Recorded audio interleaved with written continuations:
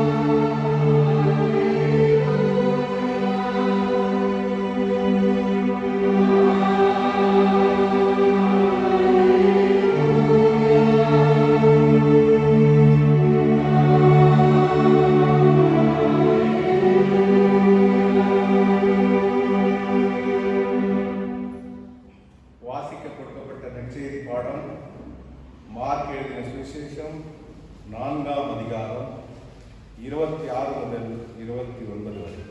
Mark 4:26.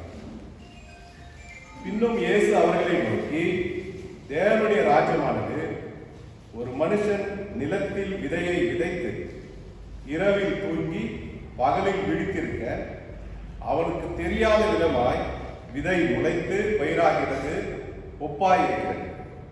எப்படி என்றால், நிலமானது முன்பு முளையையும் பின்பு கதிரையும் கதிரிலே நிறைந்த தானியத்தையும் பலனாக தானாய் கொடுக்கும். பயிர் விளைந்து அறுப்பு காலம் வந்தவுடனே அறுக்கிறதற்கு ஆட்களை அனுப்புகிறான் என்றார்.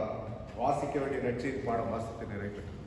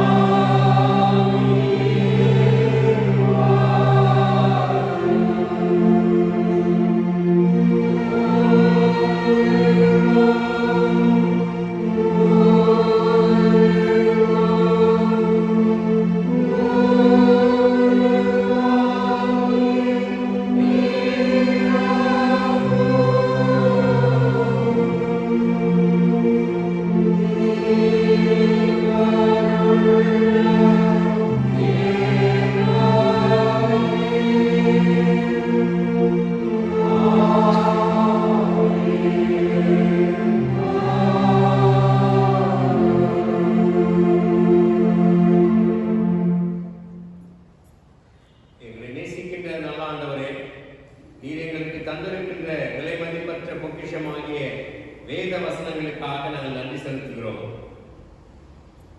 அவைகளின் மறைபொருட்களை எங்களுடைய சொந்த ஞானத்தால் புரிந்து கொள்ள முடியாத நிலையில் உமது உதவிக்காக காத்திருக்கின்றோம்.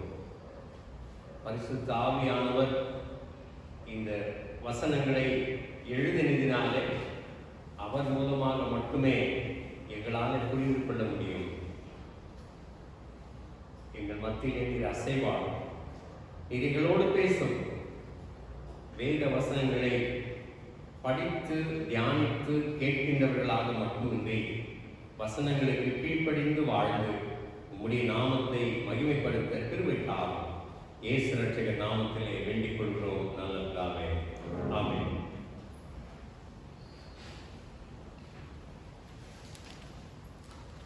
அன்பானவர்களே, இந்த நாளிலே 2 தலைப்புகள் நமக்கு இந்திய திருச்சபையிலே கொடுக்கப்பட்டிருக்கின்றன. ஒன்று யூனிட்டி சண்டே, ஐக்கியத்தை நிறைவுபடுத்துகின்ற ஒரு ஞாயிறாகவும், தலித் லிபரேஷன் சண்டே, தலித் மக்கள், ஒடுக்கப்பட்டவர்கள், அடக்கப்பட்டவர்கள், இவர்களுடைய விடுதலையின் ஞாயிறாகவும் இந்த ஞாயிறானது அனுசரிக்கப்படுகின்றது. வாசிக்க கேட்ட 2வது வேத பாடத்தினுடைய அடிப்படையிலிருந்து சில கருத்துக்களை உங்களோடு நான் பகிர்ந்து கொள்ள ஆசைப்படுகின்றேன். வெளிப்படுத்தல் 3வது அதிகாரம் 7லிருந்து 13 வரை நாம் வாசிக்க கேட்டோம். நாம் ஏற்கனவே அறிந்திருக்கின்றபடி இந்த வெளிப்படுத்தல் 2வது அதிகாரம் 3வது அதிகாரம், இந்த 2 அதிகாரங்களிலே 7 திருச்சபைகளுக்கு கடவுள் யோவான் மூலமாக 7 கடிதங்களை எழுதி அனுப்புகின்றார்.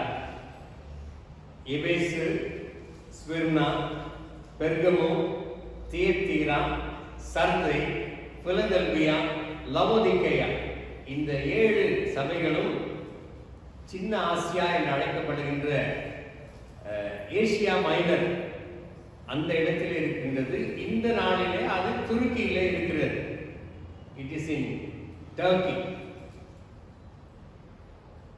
பிலதெல்பியாவும் அங்கேதான் இருக்கின்றது. Philadelphia is in modern Turkish province of Manisa. துருக்கி நாட்டிலே மனிசா என்கின்ற மாகாணத்தின் பக்கத்திலே இந்த பிலதெல்பியா நகரம் இருக்கின்றது. இந்த பிலதெல்பியா என்கின்ற இந்த வார்த்தை 2 கிரேக்க வார்த்தைகளின் அடிப்படையிலே இது எழுதப்பட்டிருக்கின்றது. ஃபீலோ, அடல்பாஸ். ஃபீலோ என்றால் சகோதரர்களுக்கிடையே, நண்பர்களுக்கிடையே இருக்கக்கூடிய ஒரு நட்பு, ஃப்ரெண்ட்ஷிப். அடல்பாஸ் என்றால் சகோதரர். சகோதரர் மேலே வைக்கப்படுகின்ற ஒரு அன்புக்கு அடையாளமாக இந்த பிலதெல்பியா என்கின்றது எழுதப்பட்டிருக்கின்றது. பிலதெல்பியா என்றால் பிரதர்லி லவ், அதுதான் அதற்கான சகோதர சிநேகம், சகோதரன் மேலே செலுத்தப்படுகின்ற அன்பு என்பது. கிங் அத்தாலஸ் செகண்ட் அவருக்கு இந்த பிலதெல்பியா என்கின்ற பெயரானது கொடுக்கப்பட்டது. அவருடைய சகோதரர் யூமெனஸ் என்கின்றவர் தன்னுடைய சகோதரனாகிய அத்தாலஸ் மேலே அதிக பரிவும் பண்பும் பாசமும் அன்பும் கொண்ட ஒரு அரசனாக அவர் இருந்தார். இவர் பெர்கமம் என்கின்ற இடத்திற்கு ராஜாவாக இருந்தார். தன்னுடைய சகோதரன் மேலே அதிக அன்பு வைத்ததினாலே இந்த யூமெனஸ் என்கின்ற ராஜா இந்த இடத்திற்கு பிலதெல்பியா என்று பெயர் சூட்டினார். 189 BC, 189வது வருடம் இயேசுநாதருக்கு முன்பு இந்த சீரமைப்பு நிகழ்த்தப்படுகின்றது. அங்கேதான் இந்த பிலதெல்பியாவும் இருக்கின்றது. இன்றைக்கு இந்த பிலதெல்பியா என்கின்ற பெயர் அங்கே இல்லை, மாறாக அலா ஷெஹீர் தெரியும், அது துருக்கி மொழியிலே அலா ஷெஹீர் என்று சொல்கிறார்கள். சிட்டி ஆஃப் காட், அல்லாஹ் ஷேர் என்றால் நகரம் தெரியும் நமக்கு. City of God. ஏன் இதற்கு இந்த சிட்டி ஆஃப் காட் என்று வைத்தார்கள் என்றால், கிரேக்கர்கள் அதிகமாக வாழ்ந்த இடம் இது. கிரேக்க கோவில்கள், கிரேக்க தேவதைகள் அதிகமாக இருந்த ஒரு இடமாக இருந்ததினாலே இந்த இடத்திற்கு சிட்டி ஆஃப் காட் என்கின்ற பெயர் வந்திருக்கின்றது. தேவர்களினுடைய ஒரு நகரம் என்று இதனை நாம் சொல்லலாம். Because of many pagan temples of Greeks. இன்று கூட ஒரு 3000 வீடுகள் இந்த ஊரிலே, இந்த அலாஷேர் என்று பிலதெல்பியாவுக்கு மறுபெயர் இட்டிருக்கின்ற இடத்திலே 3000 வீடுகள், 250 கிரீக்ஸ் இங்கே வாழ்ந்து கொண்டிருக்கின்றார்கள். மீதியெல்லாம் டர்க்கிஷ், துருக்கி நாட்டை சேர்ந்தவர்கள். கிறிஸ்தவர்கள் ஒரு 25 வர்ஷிப்பிங் பிளேசஸ், சின்ன சின்ன டெம்பிள் மாதிரி இன்னும் இருந்து கொண்டிருக்கிறார்கள். ஒரு 20 போதகர்களும் அங்கே இருக்கின்றார்கள். ஒரு பிஷப் அங்கே இருக்கின்றார். இதுதான் இந்த பிலதெல்பியாவின் இடத்தினுடைய ஒரு சுருக்கமான ஒரு வரலாறு. இதில் ஒரு ஆச்சரியம் என்னவென்றால், 1000 AD, 1000 ஆண்டு, இயேசுநாதருக்கு பிறகு 1000 வருஷம் இந்த நகரமானது இஸ்லாமியர்களால் பிடிக்கப்பட்டு அவர்களுடைய கை கீழ் வந்தது. So it was the last of the 7 cities. இந்த 7 பெயர்களை நான் சொன்னேன் அல்லவா, இதுதான் கடைசியாக கேப்சர்ட் பை முஸ்லிம்ஸ், இஸ்லாமியர்களாலே பிடிக்கப்பட்ட ஒரு கடைசி இடமாக, கடைசி சபையாகவும் கூட இது இருந்திருக்கிறது என்று நாம் சொல்லலாம். ஒரு 3 தலைப்புகளின் கீழே உங்களுக்கு சில குறிப்புகளை சொல்ல ஆசைப்படுகின்றேன். முதலாவது, தி கேரக்டர் ஆஃப் கிரைஸ்ட். கிறிஸ்துவனுடைய ஒரு பண்பு, கிறிஸ்துவனுடைய ஒரு குணம், கிறிஸ்துவனுடைய ஒரு சுபாவம். கேரக்டர் ஆஃப் கிரைஸ்ட் எடுத்துக்கொள்ளுங்க, பைபிளை திறந்து வச்சிங்க. வெளிப்படுத்தல் 3:7 வசனம். பிலதெல்பியா சபையின் தூதனுக்கு நீ எழுத வேண்டியது என்னவெனில், பிலதெல்பியா சபையின் தூதனுக்கு நீ எழுத வேண்டியது என்னவெனில், பரிசுத்தம் உள்ளவரும் சத்தியம் உள்ளவரும். 2 அடைமொழி சொல்றாங்க. இயேசு கிறிஸ்து யார்? உயிர்த்தெழுந்த இயேசு கிறிஸ்து யார்? அவருடைய கேரக்டர் என்ன அப்படின்னு பார்த்தீங்கன்னா, he is the holy one. அவர் பரிசுத்தம் உள்ளவராக இருக்கின்றார். அவரிலே அசுத்தம் என்பது எதுவுமே கிடையாது. கடவுளுக்கு அந்த பரிசுத்தர் என்கிறது நமக்கு தெரியும். ஏசாயா 6ஆம் அதிகாரத்திலே கடவுள் பரிசுத்தர் பரிசுத்தர் பரிசுத்தர் என்று அங்கே தேவதூதர்கள் எல்லாம் அவரை போற்றிக் கொண்டிருக்கின்றார்கள். அவர் பரிசுத்தராக இருக்கின்றார். யோவான் 10ஆம் அதிகாரம் 30ஆம் வசனத்திலே நானும் என் பிதாவும் ஒன்றாக இருக்கிறோம் என்று சொல்லி Jesus is identifying himself with the Father. அப்படி இருக்கின்ற நிலையிலே இவரும் பரிசுத்தம் உள்ளவராக இருக்கிறதை நாம் பார்க்கின்றோம். அதற்கு அடுத்து இன்னொரு அடைமொழி, சத்தியம் உள்ளவர். அவர் பொய்க்கு பிதா அல்ல, பொய் சொல்லுகிறவர் கிடையாது. அவர் சத்தியம் உள்ளவர். யோவான் 14:6, 14:6 எல்லாருக்கும் தெரியும். நானே வழியும் சத்தியமும் ஜீவனுமாக இருக்கின்றேன். நானே சத்தியம், வேறு சத்தியம் கிடையாது என்பதாக நாம் அங்கே பார்க்கின்றோம். ஸோ 2 அடைமொழிகள் அவருக்கு. Is the holy one and is the true God. இந்த 2ஐயுமே இயேசுநாதர் யோவான் 8:46 தெளிவாக சொல்கிறார். ஜான் 8:46. என்னிடத்தில் பாவம் உண்டென்று உங்களில் யார் என்னை குற்றப்படுத்த, என்னிடத்திலே பாவம் இருக்கிறது என்று யார் உங்களில் என்னை குற்றப்படுத்த முடியும்? Can you show against me any sin? நான் ஏதாவது பாவம் செய்திருக்கேனா என்று சொல்ல முடியுமா? That means I am holy. அப்புறமா நான் சத்தியத்தை சொல்லி இருக்கிறேன், நீங்கள் ஏன் என்னை விசுவாசிக்கிறதில்லை? நான் சத்தியத்தை சொல்லுகிறேன். I tell the truth. ஆக இந்த 2ம் அந்த வசனத்திலே சொல்லப்பட்டிருக்கின்றது. நான் பரிசுத்தர் மற்றும் நான் சத்தியத்தை பேசக்கூடியவன். ஆக இயேசுநாதருடைய கேரக்டர் இதுவாக இந்த கடிதத்திலே குறிப்பிடுகின்றார். இன்னொன்று, அதை தொடர்ந்து இன்னொரு மிக முக்கியமான ஒரு கேரக்டர். தாவீதின் திறவுகோலை உடையவரும் தாவீதின் திறவுகோலை உடையவரும் ஒருவரும் பூட்டக்கூடாதபடிக்கு திறக்கிறவரும் ஒருவரும் திறக்கக்கூடாதபடிக்கு பூட்டுகிறவருமாய் இருக்கிறவர் சொல்கிறதா? இந்த மாதிரி ஒரு அடைமொழி வேறு எங்கேயும் இயேசுநாதருக்கு சொல்லப்படவில்லை. He who has the key of David, he who opens and no one shuts, and he who shuts and no one can open. ஒருவர் தாவீதின் திறவுகோல் என்றால் சாவி, நமக்கு தெரியும் திறவுகோல், அதனை வைத்திருக்கின்றவர் இயேசு. அவர் பூட்டினால் யாரும் திறக்க முடியாது, அவர் திறந்தால் யாரும் பூட்ட முடியாது. இதுதான் அவருக்கு சொல்கின்ற ஒரு அடைமொழி. In other words, Jesus is having all the power and authority. இயேசுநாதருக்கு சர்வ வல்லமையும் அதிகாரமும் இருக்கின்றது என்கிறதை சுட்டிக்காட்ட இந்த அடைமொழியை அவர் சொல்கின்றார். ஏசாயா புத்தகத்திலிருந்து இந்த அடைமொழியானது இயேசுநாதருக்கு சொல்லப்படுகின்றது. ஏசாயா 22வது அதிகாரத்துங்க 22 20 படிங்க, அப்புறம் 22 படிங்க. 22 20. அந்நாளிலே மில்கியாவின் குமாரனாகிய எலியாக்கீம் என்னும் என் ஊழியக்காரனை நான் அழைத்து 22 தாவீதினுடைய வீட்டின் திறவுகோலை அவன் தோளின் மேல் வைப்பேன். ஒருவரும் பூட்டக்கூடாதபடிக்கு அவன் திறப்பான், ஒருவரும் திறக்கக்கூடாதபடிக்கு அவன் பூட்டுவான். அதாவது இங்கே எசேக்கியா ராஜா இருக்கிறார்.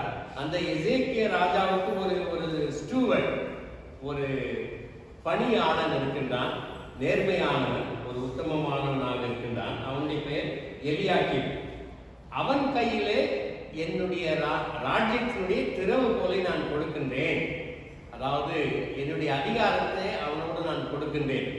அவன் ஒருவரும் பூட்டக்கூடாதபடிக்கு திறப்பான், ஒருவனும் திறக்கக்கூடாதபடிக்கு அவன் பூட்டுவான் என்று எசேக்கியா ராஜாவினுடைய ஒரு பணியாளன், ஒரு ஸ்டூவர்ட், அவன் எலியாக்கீம், அவனை குறித்து இங்கே எழுதியிருக்கின்றார்கள். ஆனால் இந்த தீர்க்க தரிசனம் இயேசுநாதருக்கு மிக மிக பொருத்தமாக இருக்கின்றது.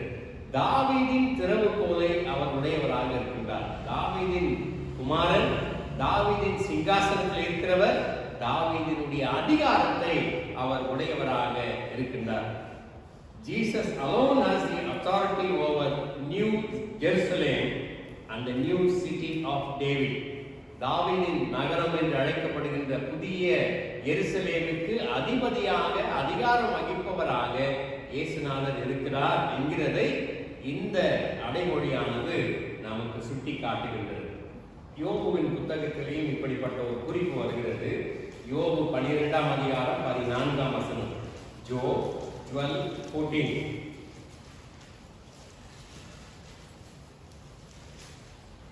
இதோ அவர் இடித்தால் கட்ட முடியாது, அவர் இடித்தால் கட்ட முடியாது, அவர் மனுஷனை அடைத்தால் விடுவிக்க அவர் முடியாது. மனுஷனை அடைத்தால் விடுவிக்க முடியாது. யோசித்து பாருங்க இந்த அடைமொழிகள் எல்லாம். If he breaks down, it cannot be built again. If he shuts up a man, no one can open up. அவர் இடித்தால் கட்ட முடியாது, அவர் மனுஷனை அடைத்தால் விடுவிக்க முடியாது. இன்னும் சொல்ல வேண்டுமானால், ஒருவரும் பூட்டக்கூடாதபடிக்கு திறக்கிறவர், ஒருவரும் திறக்கக்கூடாதபடிக்கு பூட்டுகிறவர். அப்படி என்றால் அதிகாரத்தை வைத்திருப்பவர். ஆகவே என்ன, what is the inference? Don't play with God, don't play with Jesus. இதுதான் அங்கே சொல்லப்படுகின்றது. ஒருவேளை இந்த பிலதெல்பியா சபையிலே அல்லது அந்த ஊரிலே இருக்கக்கூடிய அதிகாரமாக இருக்கட்டும், அவர்களை அடக்கி வைக்கின்ற சூழ்நிலைகளாகட்டும், இயேசுநாதரோடு யாரும் விளையாட வேண்டாம். ஏனென்றால் அவர் இடித்தால் நீ கட்ட முடியாது, அவர் கட்டினால் நீ இடிக்க முடியாது. ஒருவேளை அந்த சபையின் மக்களுக்கு ஒரு ஆறுதலாக இதனை சொல்கிறவராக இருக்கிறார். அவர் பூட்டினால் யாரும் திறக்க முடியாது, அவர் திறந்தால் யாரும் பூட்ட முடியாது. ஆகவே அவருடைய பிள்ளைகளை அடக்குகிறவர்கள், ஆலயத்தை இடிப்பவர்கள், சிறுபான்மை மக்கள், இவர்களுக்கு எதிராக ஒன்றும் செய்ய வேண்டாம். ஏனென்றால் தாவீதின் திறவுகோலை அதிகாரத்தை உடையவராக கிறிஸ்துவரான் இருக்கின்றார். ஆகவே நீங்கள் இந்த நிலையிலே இயேசுநாதரை பார்க்க வேண்டும் என்று சொல்லுவதை நாம் பார்க்கின்றோம். ஆக பரிசுத்தர், சத்தியமுள்ளவர், தாவீதின் திறவுகோலை உடையவர், யாரும் கூட்டாதபடிக்கு திறக்கின்றவர், திறக்காதபடிக்கு கூட்டுகின்றவர். சரி, கேரக்டர் ஆஃப் கிரைஸ்ட் அது முதலிலே பார்த்தோம். இரண்டாவது கண்ட்ரோல் ஆஃப் கிரைஸ்ட், இயேசுநாதருடைய கட்டுப்படுத்துகின்ற ஒரு ஆற்றல், அதனையும் நாம் இங்கே பார்க்கின்றோம். அடுத்து வருகின்ற வசனங்களிலே 8வது வசனம், கிரியைகளை அறிந்திருக்கிறேன். ஆமா, உனக்கு கொஞ்சம் பலன் இருந்தும் நீ என் நாமத்தை மறுதலியாமல் என் வசனத்தை கைக்கொண்டபடியினாலே இதோ திறந்த வாசலை உனக்கு முன்பாக வைத்திருக்கிறேன். உன் கிரியைகளை நான் அறிந்திருக்கின்றேன். இந்த ஸ்மிர்னா சபைக்கும் இந்த சபைக்கும், அதாவது இந்த 7 சபைக்கு எழுதும்போது ஒரு பேட்டர்ன் இருக்கும், ஒரு பாணி இருக்கின்றது. அதிலே முதலாவது அவர்களை பாராட்டுவார், பிறகு குறைகளை சொல்லுவார், கடைசி பர்யந்தம் நீ நிலை நின்றால் இந்த பரிசு உனக்கு கிடைக்கும் என்று சொல்லுகின்ற ஒரு பேட்டர்ன், ஒரு வழிமுறை அங்கே இருக்கும். இங்கே குறை இல்லாத ஒரு சபையாக அது இருக்கின்றது. ஸ்மிர்னா சபைக்கும் சரி, இந்த பிலதெல்பியா சபைக்கும் சரி, இயேசுநாதர் குறைகள் எதுவுமே சொல்லவில்லை. உன் கிரியைகளை நான் அறிந்திருக்கின்றேன். நீ உனக்கு கொஞ்சம் பலன் இருக்கின்றது. I know you are week. நீ கொஞ்சம் பலன் தான் இருக்கின்றது, நீ பலவீனமாக இருக்கின்றாய். ஆனால் அந்த பலவீனத்திலே என்னுடைய நாமத்தை நீ மறுதளிக்கவில்லை, என் வசனத்தை நீ கை கொண்டிருக்கின்றாய். You follow my commandments, you follow my orders, you follow my laws. என்னுடைய வார்த்தைகளை எல்லாம் நீ கேட்டு அதற்கு கீழ்ப்படிந்து நடக்கின்றாய். என்னுடைய நாமத்தை நீ மறுதளிக்கவில்லை, நீ பலவீனமாக இருக்கின்றாய். இப்படி நீ இருக்கின்றதினால, என் நாமத்தை மறுதலியாமல் இருக்கின்றாய், என் வசனத்தை நீ கை கொண்டிருக்கின்றதினாலே திறந்த வாசலை உனக்கு முன்பாக நான் வைத்திருக்கின்றேன். I have kept an open door before you. உனக்காக ஒரு திறந்த வாசலை நான் வைத்திருக்கின்றேன். ஒருவேளை இந்த திறந்த வாசல் என்கின்றதற்கு வேத பண்டிதர்கள், பிப்ளிக்கல் ஸ்காலர்ஸ் ஒரு 4 குறிப்புகளை சொல்கிறார்கள். Maybe it's a missionary opportunity for the church. அங்கே இருக்கக்கூடிய சிறிய திருச்சபைக்கு ஒரு மிஷனரி ஊழியம், திருப்பணி செய்வதற்கு ஒரு வாசல், ஒரு திறந்த வாசலாக இருக்கலாம். ஒருவேளை இயேசுநாதரையே குறிக்கின்றதாக இருக்கலாம். நானே ஆடுகளுக்கு வாசல் என்று சொல்லி இயேசுநாதர் யோவான் 10ஆம் அதிகாரம் 7வது 9வது வசனங்களிலே சொல்கிறார். I am the door என்று சொல்லுகிறார். நானே ஆடுகளுக்கு வாசல். ஆக திறந்த வாசலை உனக்கு முன்பாக வைக்கிறேன் என்றால் இயேசுநாதரை தன்னையே அங்கு வைக்கின்றவராக இருக்கின்றார். இன்னொன்று, it may refer to the door to messianic community.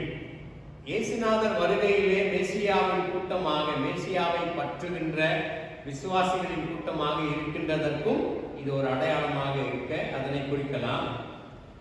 அனைத்துக்கும் மேலாக திறந்த வாசல் என்கின்றது it's a door of prayer, ஜெபத்திற்கான ஒரு வாசலாகவும் இருக்கலாம். இந்த குறிப்புகளை வேத பண்டிதர்கள் சொல்கிறார்கள். இது 8வது வசனம். 9வது வசனம், இதோ யூதர் அல்லாதிருந்தும் தங்களை யூதர் என்று பொய் சொல்லுகிறவர்களாக, யூதர் அல்லாதிருந்தும் தங்களை யூதர் என்று பொய் சொல்லுகிறவர்கள், சாத்தானுடைய கூட்டத்தாரில் சிலரை உனக்கு கொடுப்பேன். இதோ அவர்கள் உன் பாதங்களுக்கு முன்பாக வந்து பணிந்து நான் உன்மேல் அன்பாயிருக்கிறதை அறிந்து கொள்ளும்படி செய்வேன். இங்கே பாருங்க, யூதராக இல்லாதவர்கள் தங்களை யூதர் என்று பொய் சொல்லுகிறார்கள். அப்படி பொய் சொல்லுகிறவர்கள் சாத்தானுடைய கூட்டத்தார் என்று இங்கே சொல்லுகிறார்கள்.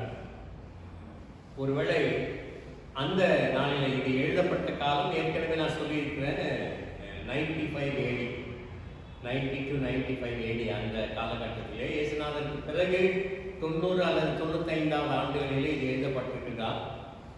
இந்த காலகட்டத்திலே நீரோ மன்னனுடைய ஒரு பர்சிக்யூஷன் ஆஃப் கிரைஸ்ட், கிறிஸ்தவர்களை துன்பப்படுத்துகின்ற நிலை ரொம்ப உச்சத்திலே அது இருந்தது. அப்படி அந்த கஷ்டத்துக்கு ஆளானவர்கள், அடக்கி ஒடுக்கப்பட்டவர்கள், அநியாயமாக கொல்லப்பட்டவர்கள், இப்படிப்பட்ட சாத்தானின் கூட்டத்தார், அவர்களில் சிலரை நான் உனக்கு கொடுப்பேன். அவர்கள் உன்னை வந்து பணிந்து கொள்வார்கள், உன்னை வந்து அவர்கள் வணங்குவார்கள், உனக்கு அவர்கள் அடிபணிவார்கள். ஒருவேளை சிறுபான்மையினுடைய அவர்களை துன்பப்படுத்துகின்றவர்களும், சபையை துன்பப்படுத்துகின்றவர்களும், அல்லது தலித் மக்கள் என்று சொல்லுகின்ற மிகவும் கீழான நிலையில் இருக்கின்றவர்களை அடக்குகின்றவர்களாகட்டும், இவர்கள் எல்லாருக்கும் முன்பாக இந்த சாத்தானுடைய கூட்டத்தார் அவர்களை வந்து பணிவார்கள், அல்லது இயேசுநாதரை வந்து தொழுது கொள்கின்ற ஒரு காலம் வரும் என்று அவர்களுக்கு ஒரு தன்னுடைய கட்டுப்பாட்டை இயேசுநாதர் அங்கே குறிப்பிடுகின்றார். 10வது வசனத்திலே கடைசி பகுதி, சோதனை காலத்திற்கு தப்பும்படி நானும் உன்னை காப்பேன், ஐ வில் ப்ரொடெக்ட் யூ. இதுதான் அவர்களுக்கு அவர் சொல்லுகின்ற ஒரு பெரிதான வாக்குறுதியாக அது இருக்கின்றது. ஆக நீ பலவீனமாக இருக்கின்றாய், ஆனாலும் என்னை நீ மறுதளிக்கவில்லை. அப்படி இருக்கின்றதினால திறந்த வாசலை நான் உனக்கு முன்பாக வைக்கிறேன். மற்றும் உன்னை அடக்குகின்றவர்கள் உன்னை வந்து பணிவார்கள், நான் உன்னை பாதுகாப்பேன். I will keep you, I will protect you. இப்படிப்பட்ட வாக்குறுதிகளை அவர்களுக்கு குறிப்பிடுகின்றார். 11வது வசனம், இதோ சீக்கிரமாய் வருகிறேன், ஒருவனும் உன் கிரீடத்தை எடுத்துக்கொள்ளாதபடிக்கு உனக்குள்ளதை பற்றிக் கொண்டிரு. Behold, I am coming soon. 2000 வருஷத்துக்கு முன்பாக இயேசுநாதர் சொல்லியிருக்கிறார். இந்த 2000 வருஷம் ஆயிடுச்சுங்க, சீக்கிரமாய் வருகிறேன் என்று சொல்லியிருக்கின்றார். ஆனால் இன்னும் வரவில்லை. அவருடைய வருகைக்காக நாம் எல்லோருமே காத்திருக்கின்றோம். அவர் வருவது 2 காரியங்களுக்காக. உன் கிரீடத்தை உனக்கு கொடுக்க போகிறேன், அதாவது to punish the oppressed and to reward the oppressed. Punish the oppressors. அடக்குபவர்களை, ஒடுக்குகின்றவர்களை நான் தண்டிக்க வருகின்றேன். அவருடைய வருகையிலே இது 2 தான் நடக்க போகிறது. வருகையிலே அடக்குகின்றவர்களை, ஒடுக்குகின்றவர்களை, அநியாயமாய் கொலை செய்கின்றவர்களை நான் தண்டிக்க வருகின்றேன். அடுத்தது, அப்படி ஒடுக்கப்பட்டவர்களை அடக்கி ஆளப்படுகின்றவர்களை அவர்களுக்கு நான் பரிசு கொடுக்க வருகின்றேன். அவருடைய முதல் வருகை, his first coming was to save humanity. He was the savior at that time. அவர் ஒரு இரட்சகராக, மீட்பராக முதலாவது வருகையிலே பெத்லகேமில் பிறந்தார். ஆனால் இதோ நான் சீக்கிரமாய் வருகிறேன் என்கின்ற இந்த 2வது வருகையிலே அவர் ஒரு நியாயாதிபதியாக, தண்டனை கொடுக்கின்றவராக அவர் வரப்போகின்றார். இதை குறித்து நாம் பயப்பட வேண்டிய அவசியமில்லை. நாம் நன்றாக வாழ்ந்தால், சரியானபடி நம்முடைய வாழ்க்கை அவருடைய வசனத்துக்கு கட்டுப்பட்டிருந்தால், என்றாவது வரட்டும், பரவாயில்லை, நான் தயாராக இருக்கிறேன். சீக்கிரம் வர வேண்டும் என்று நாம் எல்லோருமே எதிர்பார்த்து காத்திருக்கின்றோம். வரட்டும். அடக்குபவர்களை தண்டிக்கவும், அடக்கி ஆளப்படுகின்றவர்களுக்கு பரிசு கொடுக்கவும், அதுதான் அந்த கிரீடம். அதனை நான் உனக்கு தருவேன் என்று சொல்லுகின்றார். தி கண்ட்ரோல் ஆஃப் கிரைஸ்ட், இயேசுநாதருடைய ஒரு கட்டுப்பாட்டை இங்கு நாம் பார்க்கின்றோம். 3வது, தி கான்குவெஸ்ட் ஆஃப் கிரைஸ்ட், கிறிஸ்துவனுடைய ஒரு ஜெயம், ஒரு வெற்றி. அதை 12, 13 வசனங்களிலே நாம் வாசிக்கலாம். ஜெயம் கொள்கிறவன் எவனோ அவனை என் தேவனுடைய ஆலயத்திலே தூணாக்குவேன். ஜெயம் கொள்ளுகிறவன் எவனோ அவனை என் தேவனுடைய ஆலயத்திலே நான் தூணாக்குவேன். அதிலிருந்து அவன் ஒரு காலம் நீங்குவதில்லை. சரி, இப்போ இந்த தூண் என்கின்றது அந்த அவர்கள் வாழ்ந்த அந்த காலகட்டத்திலே they had a practice. என்ன பிராக்டிஸ்னா, அந்த பிலதெல்பியா இடத்திலே வாழுகின்ற ஒரு leaders, okay, public officials or a priest or a noble magistrate, நியாய ஸ்தலத்திலே இருக்கக்கூடியவர்கள், ஒரு நல்ல நியாயாதிபதி, ஒரு ஜட்ஜ், ஒரு நீதிபதி, அல்லது ஒரு பொதுவாக சேவை செய்யக்கூடிய ஒரு அபிஷியல், ஒரு அதிகாரி, அல்லது ஒரு நல்ல போதகர் என்று வைத்துக் கொள்வோம். இவர்கள் சமுதாயத்துக்கு, மக்களுக்கு, ஆண்டவனுக்கு சேவை செய்கின்ற நிலையில அவர்கள் இருந்தால், அவர்கள் இறந்த உடனேயே ஒரு தூணை ஆலயத்திலே அவர் கட்டிவிட்டு அந்த தூணிலே அவர் பெயரை எழுதி இவர் இந்த சேவையை செய்தார் என்று சொல்லி அங்கே எழுதி வைப்பார்களாம். ஆக தொழுகையிலே வந்து பங்கெடுக்கின்றவர்கள், ஆராதனைக்கு வருகின்றவர்கள் அதனை படித்து பார்த்து, ஓ, இன்னார் இந்த சேவையை செய்திருக்கிறார், பிரைஸ் தி லார்ட் என்று சொல்லிக்கொண்டு அவர்கள் போவார்கள். அது ஒரு குறிப்பு. ஆக ஆலயத்திலே நான் அவர்களை தூணாக்குவேன். தேவனுடைய ஆலயத்திலே, அதாவது கடைசி வரை உண்மையாக இருந்தால், நீ ஜெயம் கொள்ளுகிறவனாக இருந்தால், உனக்கு ஆலயத்திலே நான் தூணாக நிறுத்துவேன். You will be a pillar in the church. அது நின்று அவன் ஒரு காலம் நீங்குவதில்லை. என் தேவனுடைய நாமத்தையும், தேவனால் பரலோகத்தில் இறங்கி வருகிற புதிய எருசலேமாகிய என் தேவனுடைய நகரத்தின் நாமத்தையும், என் புதிய நாமத்தையும் அவன் மேல் நான் எழுதுவேன்.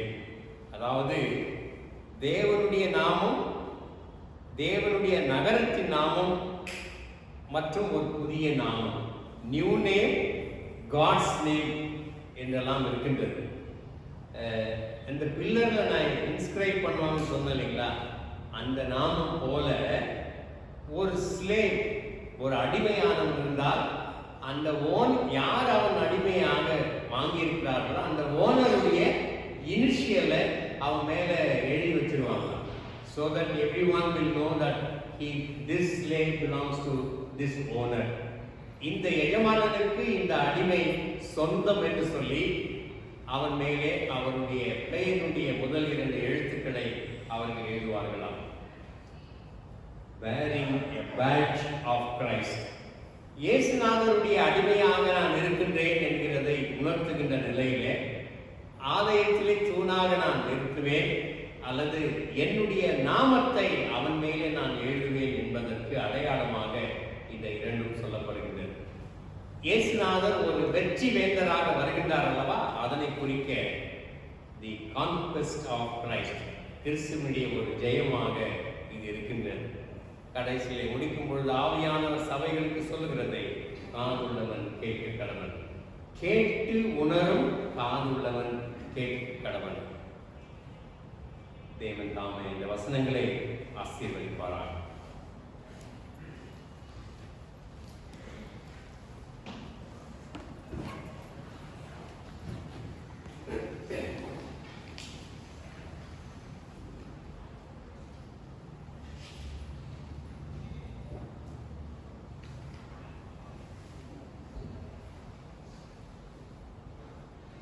நாம் யாவரும் எழுந்திருந்து 23ஆம் பக்கத்தில் இருக்கின்ற நிசையா விசுவாச பிரமாணத்தை பக்தி வினயத்தோடு நாம் அறிக்கை செய்வோம். நிசையா விசுவாச பிரமாணம்.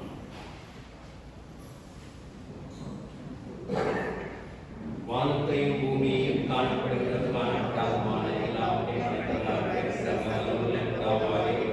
விசுவாசிக்கிறேன். ஒரே கர்த்தருமாய் தேவனுடைய ஒரே பேரால் விசுவாசிக்கிறேன். அவர் சகல உலகங்கள் உண்டாவதற்கு முன்னே நாளில் நிரூபிக்கப்பட்டவர், தெய்வத்தின் தெய்வமானவர், ஜோதியின் ஜோதியானவர், மெய்தேவனின் மெய்தேவனானவர், உண்டாக்கப்படாமல் நிரூபிக்கப்பட்டவர், பிதாவுடைய ஒரே தந்தையுடையவர், சகலத்தை உண்டாக்கினவர், மனிதராகிய நமக்காகவும் நமக்கு ரட்சிப்புக்காகவும் மரணத்தின் நிறைவில் பரிசுத்த ஆவியினாலே கண்டுவிடப்பட்டவர் மனிதனானார். நமக்காக பொதுவிழாத்தின் காலத்தில் சிலுவையில் அறைந்து பாடுபட்டு அடக்கப்பட்டார். வேதவாக்கியங்களை உண்டானால் இருக்கிறார். பரமண்டலத்துக்கு ஏறி பிதாவின் வலதுபார்சல் வீற்றிருக்கிறார். உயிருள்ளோரை மரித்தோரை நியாயம் தீர்க்க மகிமையோடு திரும்ப வருவார். அவருடைய ராஜ்யத்துக்கு முடிவில்லை. கர்த்தருமாய் ஜீவனை கொடுக்கிறவருமாய் பிதாவோடும் குமாரனோடும் புறப்படுகிறவருமாய் பிதாவோடும் குமாரனோடும் கூட ஸ்தோத்தரிக்கப்படுகிறவருமாய் தீர்க்கதரிசிகள் மூலமாக இருந்தவராயிருக்கிற பரிசுத்த ஆவியை விசுவாசிக்கிறேன்.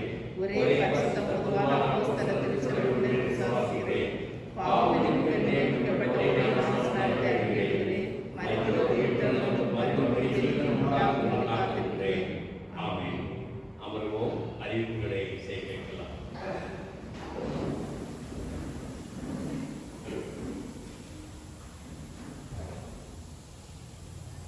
திருச்சபை அறிவிப்புகள்.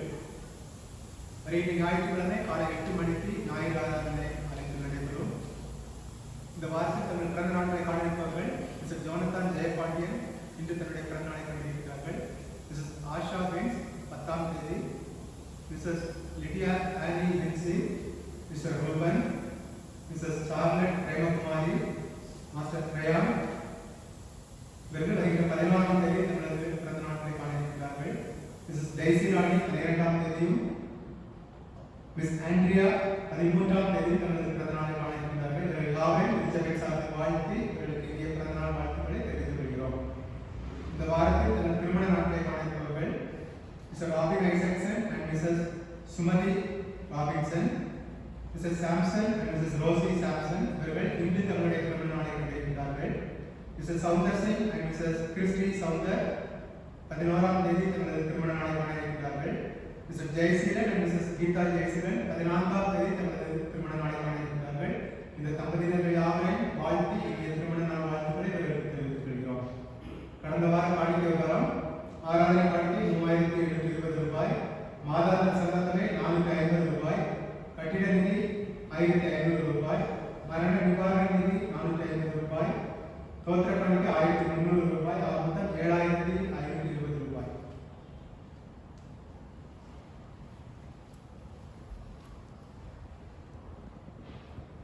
பிறந்த நாள் அல்லது திருமண நாள் இதனை கண்டிருக்கின்றவர்கள் கர்த்தருக்கு நீங்கள் தோற்ற காணிக்கை செலுத்த விரும்பினாலும் அல்லது உங்களுக்காக ஜெபிக்க நீங்கள் விரும்பினாலும் நீங்கள் இருக்கின்ற இடங்களிலே எழுந்து நிற்க உங்களை அன்பாக அழைக்கின்றேன். உங்களுக்காக ஜெபிக்கின்றோம்.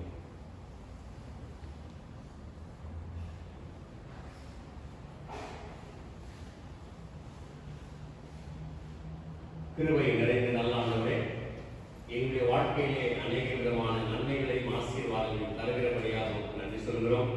பிறந்த நாட்களை நீ தந்ததற்காக உங்களுக்கு ஸ்தோத்திரம். ஆயுசை நீ தூக்கி தர இந்த சமூகத்திலே வேண்டி கொண்டாடுகிறோம். திருமண நாட்களை கண்ட தம்பதியருக்காக நன்றியோடு ஸ்தோத்தரிக்கின்றோம். அவருடைய குடும்ப வாழ்வையும் கூட நீ தொடர்ந்து ஆசீர்வதித்து வழிநடத்த நாங்கள் வேண்டி கொண்டாடுகிறோம். உங்களுடைய சமூகத்திலே நன்மைகளை பெற்று நன்றிகளோடு காணிக்கைகளை செலுத்துகின்ற உடைய பிள்ளைகள் மேலே இரக்கம் பாராட்டி ஆசீர்வதித்து தாழ்மையாக நினைக்கின்றோம். இயேசு ரட்சகர் நாமத்திலே வேண்டிக் கொள்கிறோம் நல்ல பிதாவே, ஆமென். தொடர்ந்து நம்முடைய மன்றாட்டு ஜெபங்களை நாம் ஏறெடுப்போம். இரக்கத்தில் ஐஸ்வர்யமுள்ள பரம தந்தையே, எல்லோருக்காக வேண்டிக் கொள்ள உடைய சமூகத்திலே நாங்கள் நாடி வந்திருக்கின்றோம். எங்களுடைய பெற்றோர்களையும் பெரியோர்களையும் மூத்தோர் முதியோர் எல்லோரையும் நினைத்து பாரும். அவர்களை நலப்படுத்த வேண்டியது எங்களுடைய கடமை. அதிலே நாங்கள் தவறி விடாமல் இருக்கிற கிருபை செய்து எங்களை ஆசீர்வதிக்க நாங்கள் வேண்டி கொண்டாடுகின்றோம். குடும்பங்களின் நல்வாழ்வுக்காக நாங்கள் ஜெபிக்கின்றோம். கணவன் மனைவியை ஒரு நல்ல புரிந்து கொள்ளுதல் வருவதற்காக அவர்களும் முயற்சிகளை ஏறெடுக்க உடைய சமூகத்திலே வேண்டி கொண்டாடுகிறோம். குழந்தைகள், பிள்ளைகள், படிக்கின்ற மாணவ மணிகள், ஆன்லைன் கிளாஸில் இருக்கக்கூடியவர்கள், அவர்களுக்கு சொல்லித் தருகின்ற டீச்சர்ஸ் எல்லோருக்காக கூட நாங்கள் ஜெபிக்கின்றோம். வாலிப பிள்ளைகளுக்காக கொண்டாடுகின்றோம். குடும்பத்தின் பாரங்களை சுமந்திருக்கின்ற அனைத்து மக்களையும் உடைய சமூகத்திலே நாங்கள் வேண்டி கொண்டாடுகின்றோம். வேலை செய்கின்றவர்கள், வேலை இல்லாமல் இருக்கின்ற மக்கள் எல்லோருக்காக நாங்கள் வேண்டுதல் புரிகின்றோம். சுகவீனமாக இருக்கின்ற எல்லோருக்காக நாங்கள் கொண்டாடுகின்றோம். ஆஸ்பத்திரிகளிலும் வீடுகளிலும் சுகவீனமாக இருக்கின்ற எல்லோர் மேலும் உங்களுடைய பரிசுத்த கரங்கள் நிழல் போல் தங்கியிருக்க ஜெபிக்கின்றோம். சிறப்பாக இந்த கொரோனா வைரஸ் கோவிட்-19 இதன் மூலமாக தாக்கப்பட்டு அநேக கஷ்டங்களுக்கு ஆளாகி இருக்கின்ற எல்லோருக்காக ஜெபிக்கின்றோம்.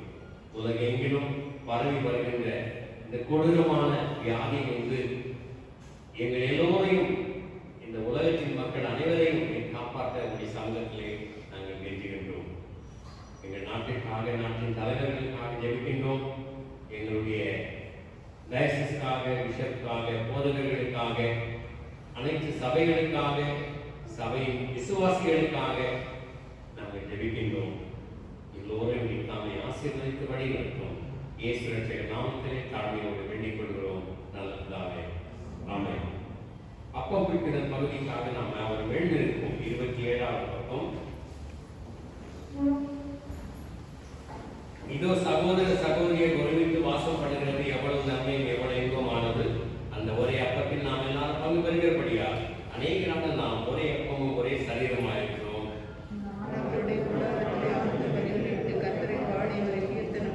கடவுளின் சமாதானம் உங்களோடு கூட நிலைத்திருப்பதாக.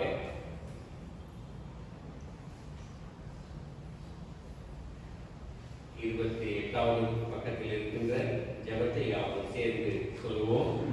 இயேசுவே, உத்தர பிரதான ஆசாரியரே, நீர் ஒரு சீஷர்கள் மத்தியில் பிரசன்னமாயிருந்தது போலவே எங்கள் மத்தியில் பிரசன்னமாகி அப்பத்தை பிடிக்க எங்களுக்கு வெளிப்படுத்தியிருந்தோம். நீரே பிதாவோடும் பரிசுத்த ஆவியோடும் சதா காலம் ஒரே கடவுளாக ஜீவிக்கிறேன். ஆமென். ஆண்டவர் உங்களோடு இருப்பாராக. உங்கள் இருதயத்தை உயர்த்துங்கள். நம்முடைய ஆண்டவராகிய கடவுளுக்கு தோத்திரம் செலுத்த கடவோம். அப்படி செய்வது தகுதியும் இருக்கிறது. ஆம் பிதாவே, நீர் பரிசுத்தரில் தோத்தரிக்கப்பட்டவர். தேவனின் மனிதர் ஒழுக்கமாய் அன்பு கூர்ந்து ஒரே பேரான குமாரனாகிய இயேசு கிறிஸ்து எங்கள் தன்மையை தரித்துக் கொள்ளவும் சிலுவையில் மறித்து எங்களை மீட்டுக் கொள்ளவும் அவர் தந்தவருடையவரே. அவர் சிலுவையில் ஒரே தினம் தம்மை தாமே ஏக வழியாக ஒப்புக் கொடுத்து சர்வலோகத்தின் பாவங்களை நிவர்த்தி செய்வதற்கு நிறைவும் பூரணமும் பூந்ததுமான பலியையும் காணிக்கையும் பரிகாரத்தை செலுத்தினதுமல்லாமல் தமது அருமையான மரணத்தை என்றைக்கு நினைப்பூட்ட ஞாபகத்தை நியமித்து தாம் திரும்ப வருமானவும் நாங்கள் அதை அனுசரித்து வரும்படி தமது பரிசுத்த சுவிசேஷத்தை கட்டளை கருதினாரே. அவர் தாம் காட்டிக் கொடுக்கப்பட்ட அந்த ராத்திரியிலே அப்பத்தை எடுத்து தோத்திரம் பண்ணி அதை பிட்டு சீஷர்களுக்கு கொடுத்து, நீங்கள் வாங்கி புசியுங்கள், இது உங்களுக்காக கொடுக்கப்படுகிற என்னுடைய சரீரம், என்னை நினைவு கூறும்படி இதை செய்யுங்கள் என்றார்.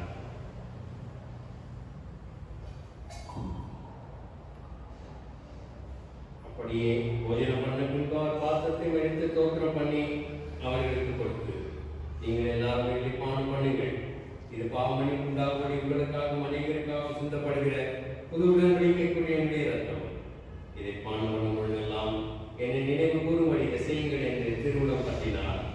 ஆமென். கர்த்தாவே, உமது மரணத்தை நினைவு கூறுகிறோம், உயிர்த்தெழுதலை அறிக்கையிடுகிறோம், உயிர் திரும்பி வர காத்திருக்கிறோம். கிறிஸ்துவே, உமக்கு ஸ்தோத்திரம் உண்டாவதாக. இரக்கமுள்ள பிதாவே, நாங்கள் பிடிக்கிற அப்பம் கிறிஸ்துடைய சரீரத்தின் ஐக்கியமாயும் நாங்கள் ஆசீர்வதிக்க பார்த்த கிறிஸ்துடைய ரத்தத்தின் ஐக்கியமாயும் இருக்கும்படி எங்களையும் நீரை தந்த இந்த அப்பத்தையும் திராட்சை ரசத்தையும் ஒரு பரிசுத்தாக பிரஸ்தப்படுத்த வேண்டும் என்று மிகுந்த தாழ்மையோடு பிரார்த்திக்கிறோம். நாங்கள் எல்லாரும் எங்கள் ஆண்டவர் கிறிஸ்துவில் கூட்டி இணைக்கப்பட்டவர்களாக விசுவாசத்தில் ஒருமைப்படவும் தலையாகி அவருக்குள்ள எல்லாவற்றையும் வளரும் கிருபை செய்யும். அவரோடும் பரிசுத்தாவியோடும் ஐக்கியமாற்ற சர்வமுள்ள பிதாவாகிய உமக்கு அவர் மூலமாய் சகல கரமும் மகிமையும் என்றென்றைக்கும் உண்டாவதாக. ஆமென்.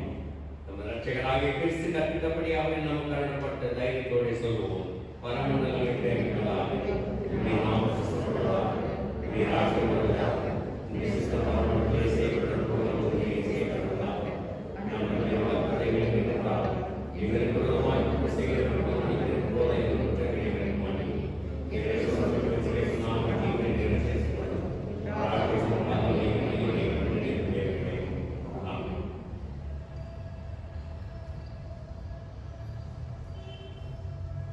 இரக்கமுள்ள கர்த்தாவே, எங்கள் சிறிய நம்பி நாம் உடைய பங்கில் சேர்க்கிறோம்.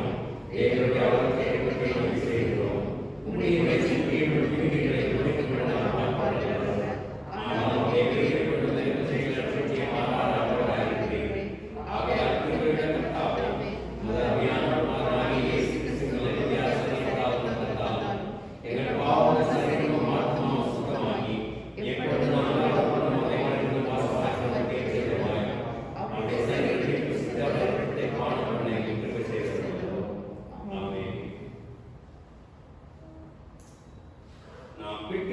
கிறிஸ்துவின் சரீரத்தின் ஐக்கியமாய் இருக்கிறதா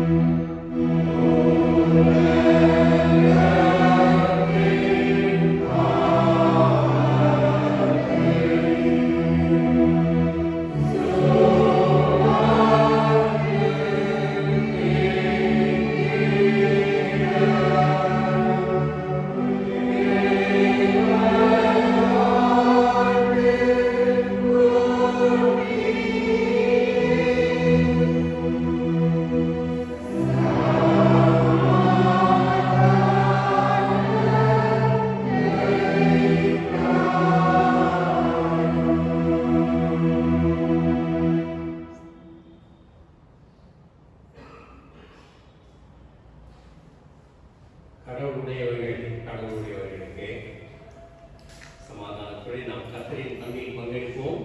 ஏற்கனவே ஜெபித்து ஆசீர்வதிக்கப்பட்ட 10 நாட்களத்தையும் நீங்கள் ஏற்றுக்கொள்ள நீங்கள் அன்பிட உங்களை அன்பாக கேட்கிறோம்.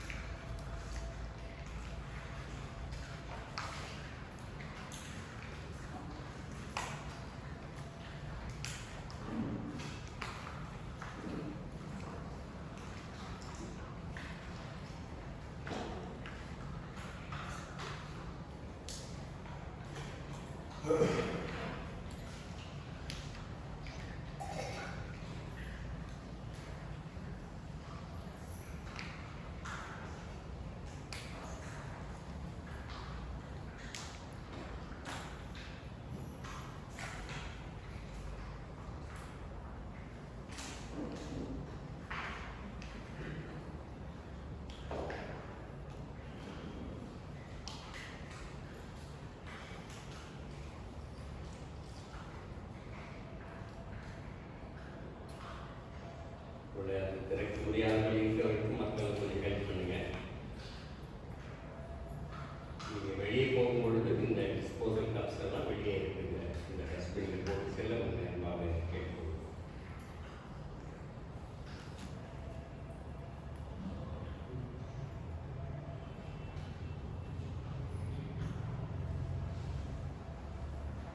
கிறிஸ்துவின் சரீரமும் ரத்தமாகிய சாக்கிரமத்தை விசுவாசத்தினால் பெற்றுக்கொண்டவர்களாகிய நாம் அவருக்கு தோத்திரம் செலுத்துவோமாக. 31ஆம் பக்கத்தில் இருக்கிற ஜெபத்தை யாரும் சேர்ந்து எழுதுவோம். சர்வ வல்லமையுள்ள கடவுளே, பரமபிதாவே, நேசகுமாரனும் ஆண்டவருமாகிய இயேசு கிறிஸ்துவுக்குள் எங்களை ஒரு பிள்ளைகளாக ஏற்றுக்கொண்டு அவருடைய விலைமதியான திரு சரீரமும் ரத்தமாகிய ஞானத்தால் கொடுத்திருக்கிறேன்.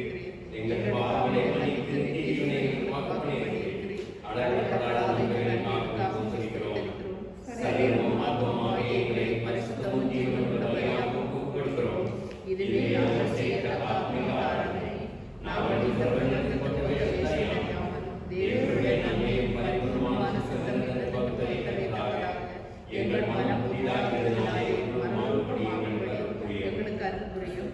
கடைசியில் நாங்கள் இந்த பரிசுத்தவான்கள் அனைவரோடும் முதலில் ராஜ்யத்தின் ஆனந்தத்தை அடையத்தக்கதாக இவ்வுலகத்தில் ஒப்பிப்பட்டு நடக்க எங்களுக்கு உதவி செய்யும். உம்மோடும் பரிசுத்த ஆவியோடும் ஒரே கடவுளாய் சதாகாலம் ஜீவிக்கிற சாட்சிகள் எங்கள் ஆண்டவர் இயேசு கிறிஸ்து மூலமாய் உங்களை வேண்டிக் கொள்கிறோம். ஆமென். எங்கள் தேவனுக்கு துதியும் மகிமையும் ஞானமும் ஸ்தோத்திரமும் கனமும் வல்லமையும் வரமும் சதாகாலங்களில் எல்லா புத்திக்கும் மேலான தேவ சமாதானம் உங்களோட இருந்து நீங்கள் தேவனையும் அவருடைய குமாரனாகிய நம்முடைய நாதர் இயேசு கிறிஸ்துவை பற்றிய அறிவிலும் அன்பிலும் நிலைத்திருக்கும்படி உங்கள் இருதயத்தையும் சிந்தையையும் கடவது. பிதா, குமாரன், சுத்த ஆவியுமாகிய சர்வ வல்லமை பொருந்தின தேவனுடைய ஆசீர்வாதம் உங்களுக்குள்ளே இருந்து எப்பொழுதும் உங்களோட நிலைத்திருக்க கடவது.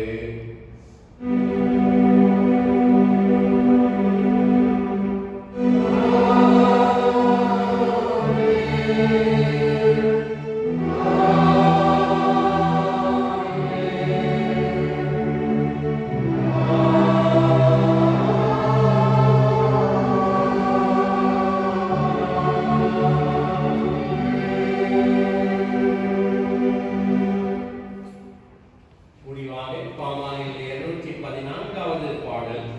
வேலோக வெற்றி சபையும் பூலோக யுத்த சபையும் ஒன்றாக கூடி சுதனை துதித்து பாடும் கீர்த்தனை. பாமாலை 214.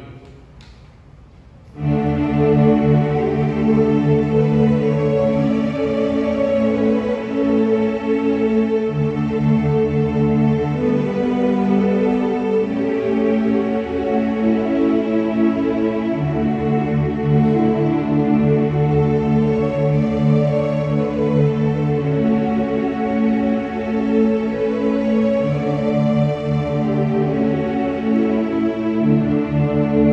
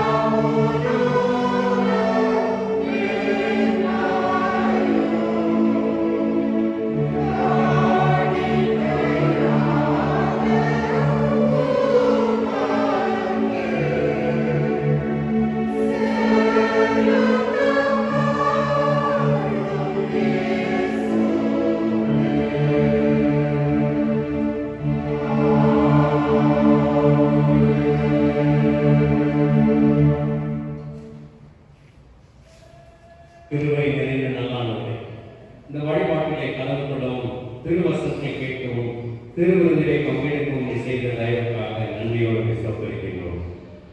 ஆண்டவரே, பிறதற்கைய சபைக்கு எழுதின கடிதத்தின் பேரிலே நாங்கள் தியானித்தோம். கிறிஸ்துவனுடைய ஒரு பண்புகளை நாங்கள் தியானித்தோம்.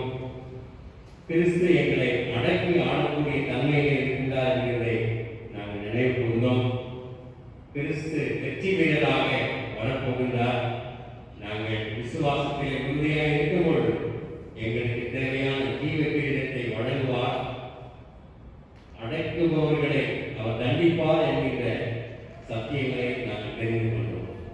அதற்கேற்றபடி வாழ நிற்கிறார். இந்த வழிபாட்டிலே காணப்பட்ட குற்றங்களை தயவாக பொறுத்தரும். இயேசு நாமத்திலே வேண்டிக் கொள்கிறோம். நல்லதாவே. ஆமென். கர்த்தர் உங்களோடு இருப்பாராக. சமாதானம்